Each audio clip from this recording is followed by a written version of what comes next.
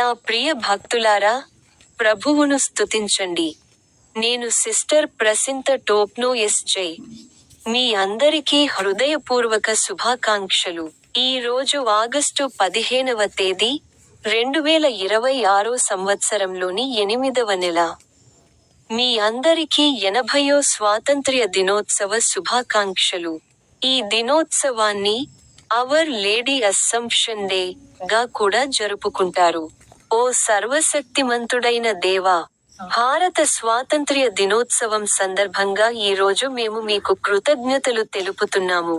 మా దేశానికి స్వాతంత్ర్యం అందించిన తెలిసిన మరియు తెలియని వీరులు, స్వాతంత్ర్య సమరయోధులు మరియు దేశభక్తులందరికీ మేము కృతజ్ఞులము.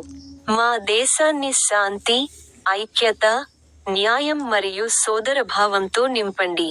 ఓ ప్రభువైన యేసు, భారతదేశంలోని అన్ని రాష్ట్రాలు, భాషలు, సంస్కృతులు మరియు వర్గాలను ఐక్యతా బంధంతో ఏకం చేయండి.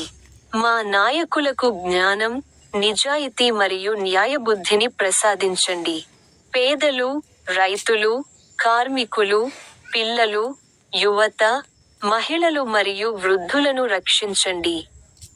తల్లి మరియమ్మ యొక్క అవును ను స్మరించుకొనుట. ఓ ప్రభూ, తల్లి మరియమ్మ నీ చిత్తాన్ని అంగీకరించి, ఇలా చెప్పినప్పుడు ఆమె చూపిన దృఢమైన అవును ను మేము స్మరించుకుంటున్నాము.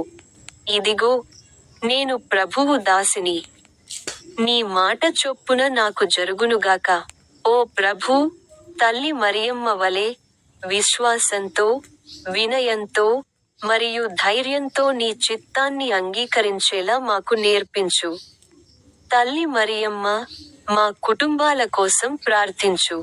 మా దేశం కోసం ప్రార్థించు. మా పిల్లలు మరియు యువత కోసం ప్రార్థించు.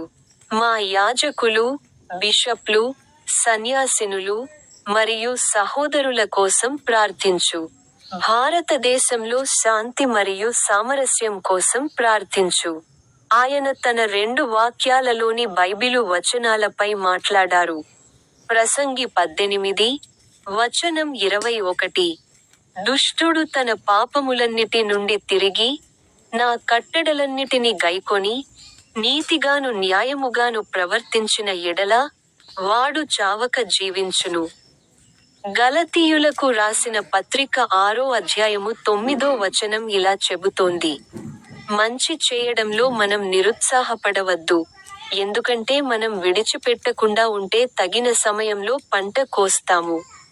ముగింపు ప్రార్థన. పరమ తండ్రి, తల్లి భారతదేశాన్ని మీ కృపతో ఆశీర్వదించండి.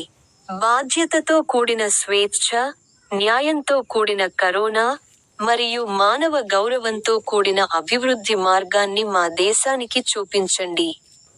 తల్లి మరియ యొక్క విశ్వాసం మరియు భక్తి, ప్రేమ, సేవ, సత్యం మరియు శాంతికి మా జీవితాలను అంకితం చేయడానికి మాకు స్ఫూర్తినివ్వాలి.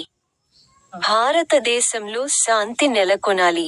కుటుంబాలలో శాంతి నెలకొనాలి. సంఘంలో ఐక్యత నెలకొనాలి.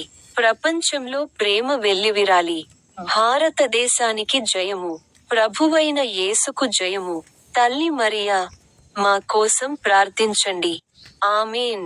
మీ అందరికీ హృదయపూర్వక శుభాకాంక్షలు.